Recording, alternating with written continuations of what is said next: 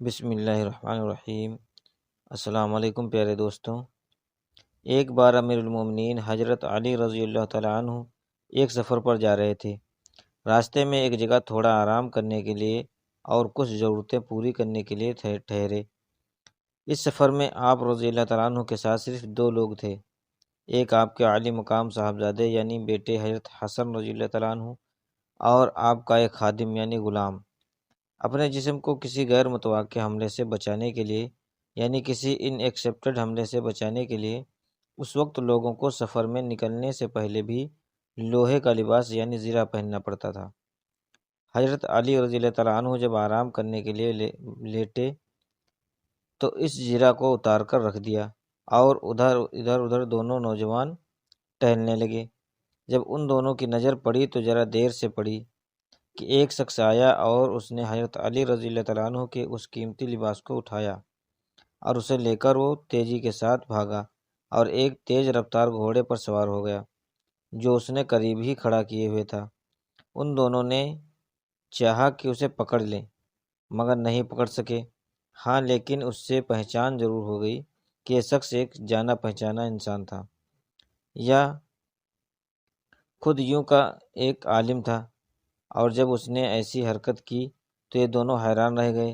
حضرت علی رضی اللہ تعالیٰ عنہ جب نیند سے بیدار ہوئے، نیند سے جاگے تو ان دونوں نے بتایا کہ آپ کے زرہ ہماری آنکھوں کے سامنے فلاں آدمی چرا کر لے گیا ہے۔ ایک جرم ہوا، اور یہ جرم کس کے سامان کے ساتھ ہوا؟ وقت کے سب سے طاقتور حاکم یعنی خلیفہ کے ساتھ ہوا۔ حضرت علی رضی اللہ تعالیٰ عنہ اس وقت امیر المومنین تھے، چوتھے خلیفہ، راشدین میں سے تھے، اور اس وقت کی دنیا دو بڑی طاقتوں پر حضرت علی رضی اللہ تعالیٰ عنہ کا سکہ چل رہا تھا۔ آپ رضی اللہ تعالیٰ عنہ چاہتے تو چند لمحوں کے اندر اس انسان کو گرفتار کروا کر کڑی سے کڑی سزا دے سکتے تھے، لیکن انہوں نے کہا کہ اسلام مجھے قانون و شریعت کو اپنا ہاتھ لینے کی اجازت نہیں دیتا۔ قانون کو اپنے اصولوں کے ساتھ کام کرنا چاہیے۔ چنانچہ آپ رضی اللہ تعالیٰ عنہ ایک عام شہری کی طرح ایک عدالت کے اندر شکایت کی عرض داخل کی۔ اس عدالت کا جج قاضی شریح تھا جو حضرت علی رضی اللہ تعالیٰ عنہ اور حضرت عثمان غنی رضی اللہ تعالیٰ عنہ دونوں کا شاگرد یعنی اسٹوڈنٹ رہ چکا تھا۔ قاضی شریح نے دونوں فریقوں کو حاضر کرنے کا حکم دیا۔ جو شکایت کرنے والے تھے یعنی حضرت علی رضی اللہ تعالیٰ عنہ، انہیں بھی بلایا، اور جس کے خلاف مقدمہ درج کیا گیا تھا یعنی جو اس کو چرا کر لے گیا، مقدمے میں کارروائی شروع کی۔ اسلام کا یہ اصول یہ ہے، اور پوری دنیا کے عدالتی نظام نے اسلام کے اس اصول کو قبول کیا ہے کہ جو شکایت کرتا ہے اس کے ذمہ ہوتا ہے کہ وہ ثبوت پیش کرے۔ چنانچہ قاضی شریح نے حضرت علی رضی اللہ تعالیٰ عنہ کو یہ حکم دیا، اے ابو الحسن، گھوڑے کھڑے ہو جاؤ، آپ کی شکایت پر آپ کو بلایا گیا ہے۔ آپ نے نامزد شکایت پیش کی ہے کہ اس شخص نے آپ کی زرہ چرائی ہے۔ آپ ثبوت پیش کریں اور جو گواہی آپ کے پاس ہو اسے پیش کریں۔ حضرت علی رضی اللہ تعالیٰ عنہ نے اشارہ کیا اپنے صاحبزادے حضرت حسن رضی اللہ تعالیٰ عنہ کی طرف۔ حضرت حسن رضی اللہ تعالیٰ عنہ کھڑے ہوئے اور گواہی دینے والی جگہ پر پہنچے۔ انہوں نے قاعدے کے مطابق اپنا تعارف دیا یعنی اپنا پتہ بتایا، میں حسن ابن علی ہوں اور میں اس سفر میں اپنے والد حضرت علی کے ساتھ تھا، اور میں نے اپنی آنکھوں سے دیکھا کہ فلاں جگہ پر یہ واقعہ پیش آیا۔ جب میرے والد محترم آرام کرنے کے لیے لیٹے ہوئے تھے، یہ شخص آیا اور اس نے تیزی سے زرہ اٹھائی اور اسے لے کر بھاگ گیا۔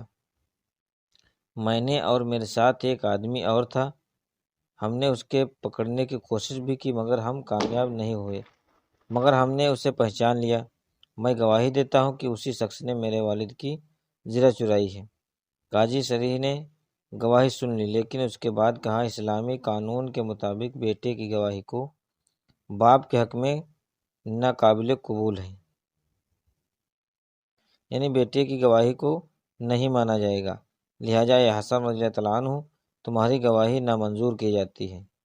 حضرت حسن رضی اللہ تعالیٰ عنہ جب چپ چاپ بیٹھ گئے، حضرت علی رضی اللہ تعالیٰ عنہ کے پاس جو دوسرا گواہ آپ کا غلام تھا اس کو اشارہ کیا وہ کھڑا ہوا اور اس نے بھی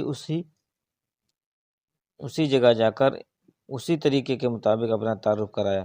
اس کے بعد اسی طرح گواہی قاضی شرح نے تمام گواہی سن لی اور سننے کے بعد کہا، اسلامی قانون کے مطابق غلام کی گواہی اپنے آقا یعنی اپنے مالک کے حق میں قابل قبول نہیں، لہٰذا تمہاری گواہی بھی نامنظور کی جاتی ہے۔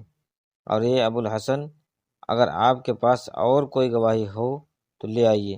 حضرت علی رضی اللہ تعالیٰ عنہ کھڑے ہوئے اور کہا، قاضی صاحب، میرے پاس ان دو گواہوں کے علاوہ کوئی گواہ نہیں ہے۔ اس سفر میں میرے ساتھ صرف یہ دو تھے، میں کوئی تیسرا گواہ نہیں پیش کر سکتا۔ مدعی کی بات سن لی گئی اور آپ جو دوسرا فریق تھا اس کی باری آئی۔ قاضی شرح نے اس کو موقع دیا اور کہا، تم اپنی صفائی میں جو کچھ کہنا چاہتے ہو کہو۔ اس نے کہا کہ یہ الزام بالکل جھوٹا اور غلط ہے، میں نے ان کی کوئی زرہ نہیں چرائی اور یہ بالکل جھوٹی شکایت ہے جو آپ کی عدالت میں درج کی گئی ہے۔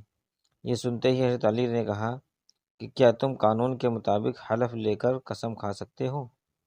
اس نے کہا، ہاں، کیوں نہیں، جو بھی قسم کھانے کو کہیں میں کھا سکتا ہوں، اور میں قسم کھا کر کہتا ہوں کہ یہ زرہ میری ہے اور یہ الزام جھوٹا اور بے بنیاد ہے۔ قانون کا کام پورا ہو گیا۔ مدعی علی اپنا دعویٰ ثابت نہیں کر سکے اور ادھر اس شخص نے قسم کھا کر یہ کہہ دیا کہ یہ زرہ میری ہے اور یہ الزام جھوٹا ہے، لہٰذا قاضی شرح نے فیصلہ سنایا، ابو الحسن، آپ کی درخواست خارج کی جاتی ہے اور یہ جو عمر زرہ تمہاری ہے تم اسے لے جا سکتے ہو۔ مقدمہ ختم ہوا، عدالت برخاست کی جاتی ہے۔ جو ایمر باہر نکلا، قاضی شرح نے نیچے اترے۔ ابھی تک تو وہ قاضی تھے، لیکن جیسے ہی مقدمہ ختم ہوا تو نیچے اترے اور کہا، یا امیر المومنین، مجھے آپ ہی نے سکھایا ہے کہ جس قانون کے تحت نبی کریم صلی اللہ علیہ وسلم نے فیصلہ کرنا سکھایا تھا، میں نے اس کے تحت فیصلہ کیا ہے۔ مجھے امید ہے کہ آپ مطمئن ہوں گے۔ یعنی حضرت علی رضی اللہ تعالیٰ عنہ نے کہا، فیصلہ تم نے صحیح کیا، مگر آج تم نے ایک بہت بڑی زیادتی کی ہے، اور اگر مجھے اس زیادتی تو تم کو مجھے اس عہدے سے برخاست کرنے